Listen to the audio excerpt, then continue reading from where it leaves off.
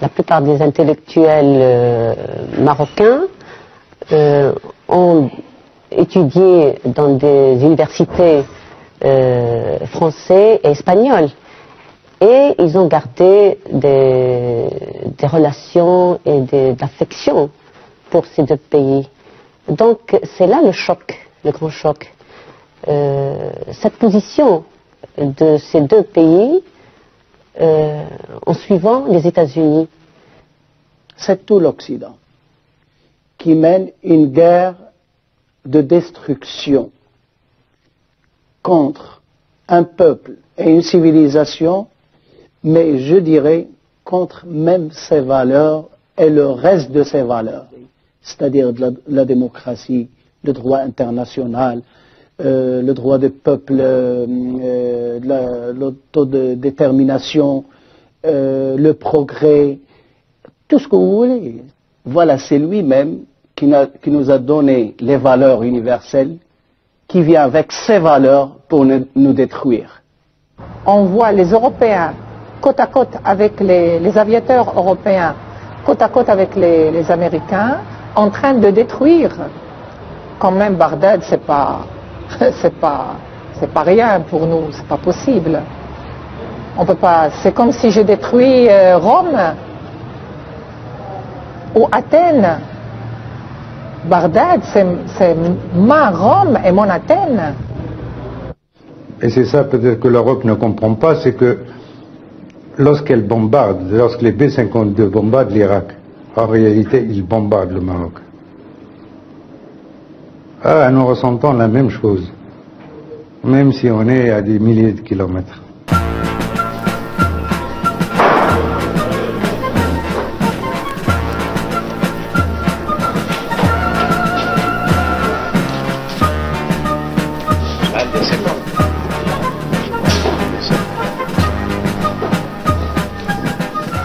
Je crois qu'il était tout à fait normal que le peuple marocain se trouve aux côtés du peuple irakien, parce que cette guerre est injuste.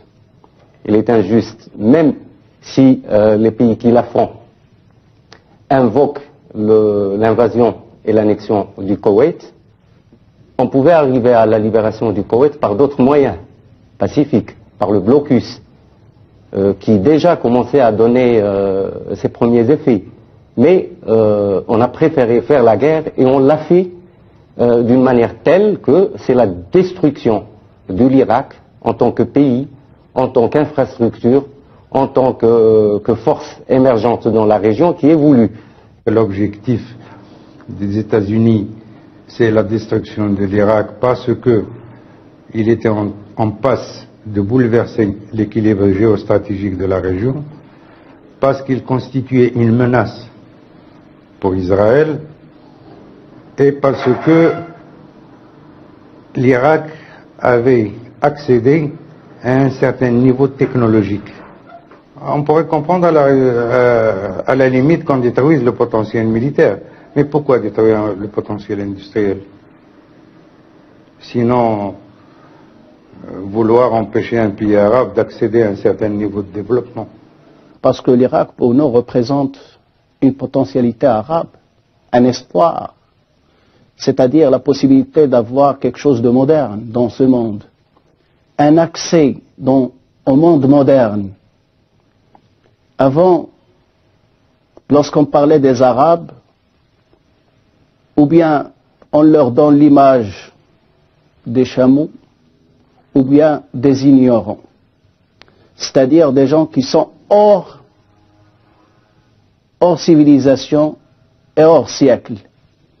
Maintenant, ils ont démontré qu'ils sont vraiment capables de vivre dans ce siècle.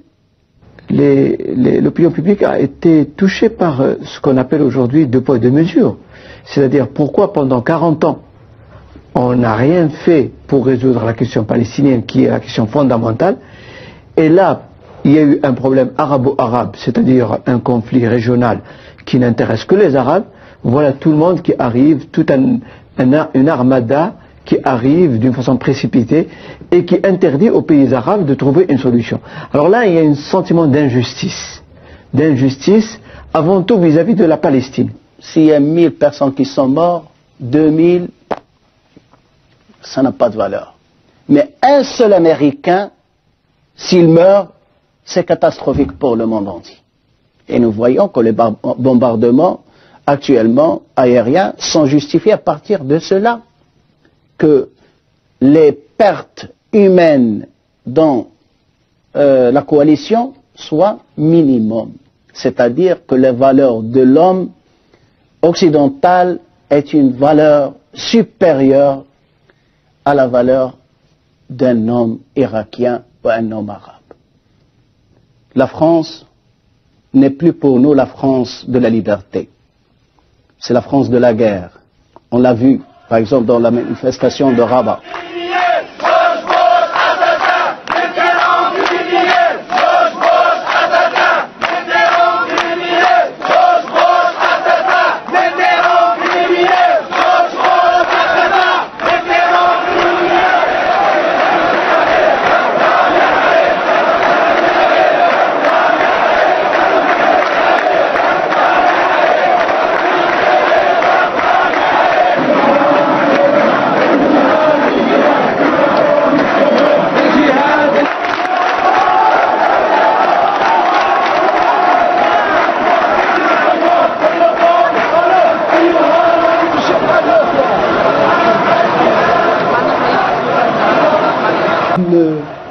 A l'impression que le débat n'est plus confisqué.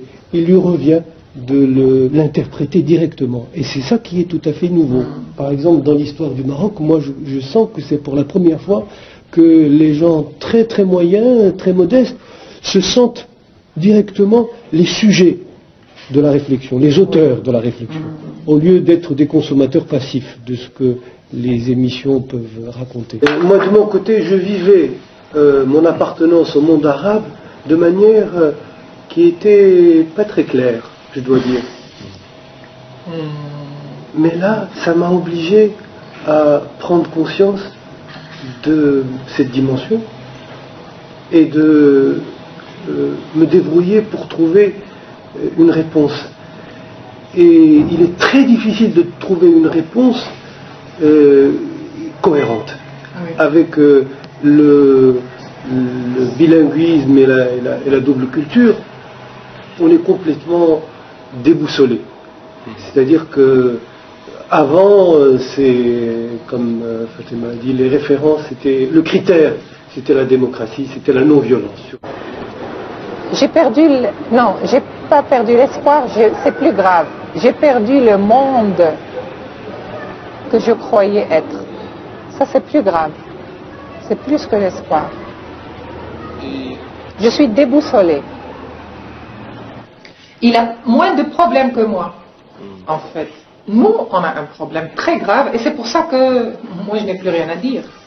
Parce que, qu'est-ce qu'on disait finalement? On disait, regardez, il y a la démocratie, il y a l'Occident. Regardez, ils étaient comme nous, ils avaient et c'était des sociétés despotiques où l'individu n'avait pas de valeur. Regardez, maintenant ils ont les droits de l'homme, ils ne croient plus en la violence, ils croient dans la valeur du dialogue.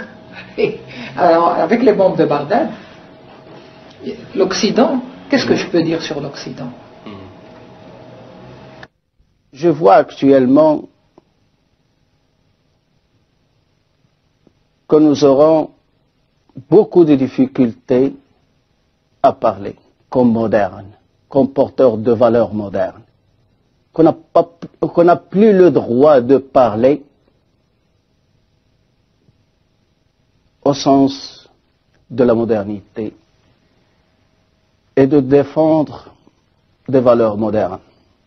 Parce que finalement, lorsque le peuple arabe s'est trouvé seul, il s'est réfugié dans le traditionnel.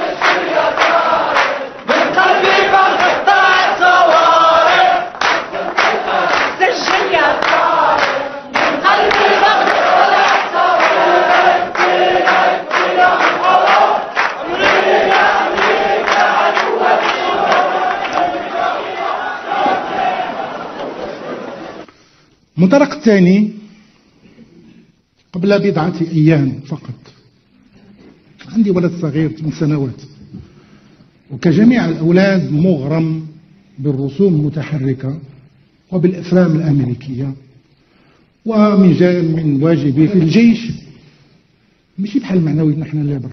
نقول لكم غير مثال صغير، اللي كان فيكم الحبس راه تعرف راسو، اللي كيكون داخل الحبس يكون مهني، واللي مشوش هو عائلته اللي على برا. On a constaté à partir de là que l'opinion publique, par l'intermédiaire des partis de l'opposition, a été capable de jouer un rôle important et de canaliser, disons, la solidarité du peuple marocain par rapport et vis-à-vis du peuple irakien. Et par conséquent, cet élan de solidarité peut aider beaucoup à l'avancée de la démocratie au Maroc. De quelle façon? Le fait que l'opinion publique commence à jouer un rôle important et que les sphères gouvernementales sont appelées à tenir compte, bien sûr, de l'opinion publique, je crois que c'est un élément important pour la démocratie dans notre pays. Si on entend par démocratie la participation, quel qu'en soit le fond, ben c'est possible. Mais si vous voulez comprendre par démocratie le fond des choses, c'est-à-dire la tolérance, je crains que ce ne soit une radicalisation et un enracinement dans l'extrémisme, dans la mesure où cette dichotomie dont on a parlé tout à l'heure risque de renforcer dans l'individu l'intolérance. Et dans cette mesure-là, ce n'est pas du tout l'idéal de la démocratie, l'intolérance. Et ce n'est pas la question de l'islam, parce que l'islam, c'est une religion très, très ouverte. Non, c'est pas. On a vécu toujours dans l'islam. Mais ce qu'on va vivre, ce n'est pas l'islam, c'est le fanatisme total. C'est le fanatisme, ce qui est vraiment quelque chose d'horrible qu'on va vivre. Horrible. Et je pense que c'est l'Occident lui-même qui voudrait cette situation au monde arabe. C'est lui qui pousse les Arabes à être plus fanatiques, parce que c'est lui qui nous donne tous ces arguments. Même les fractions progressistes deviennent maintenant et vont devenir des fanatiques. Même si ce ne sont pas des frères musulmans, mais ils ont l'esprit fanatique contre l'Occident. Comment va faire l'Occident? Il va bâtir un mur face au Sud. Le Sud, il émerge, il a des matières premières, il commence à avoir des cadres, et plus le temps passe, plus ces choses-là vont se renforcer. Donc la solution n'est pas dans la guerre. La solution, c'est dans la remise en question de la manière dont l'Occident voit le tiers-monde et voit le monde arabo-musulman. C'est dans la mise en application d'une nouvelle politique Nord-Sud. C'est dans la révision des termes d'échange. C'est le seul moyen de résoudre le problème. Parce que sinon, vous êtes, en Europe, condamnés à faire la guerre incessamment. Tout dépend de l'issue de cette guerre et tout dépend de l'ordre, du nouvel ordre régional qui sera instauré.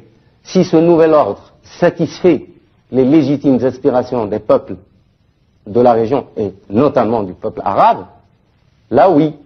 Mais sinon, eh bien, je crois qu'il faut s'attendre vraiment à ce que la région connaisse de la tourmente.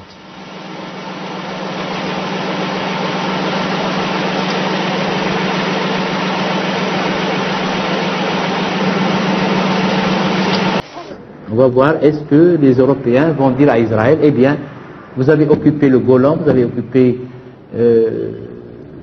la Transjordanie et Gaza, est-ce que, bon, il y a la résolution 242, est-ce que vous allez l'accepter, oui ou non? On va voir si on va parler à M. Shamir comme on a parlé à Saddam Hussein ou non. Et c'est aux Européens donc de prendre leur responsabilité sur cette question-là. S'ils le font, il y aura toujours des possibilités, bien sûr, pour reprendre des relations normales avec le monde arabe.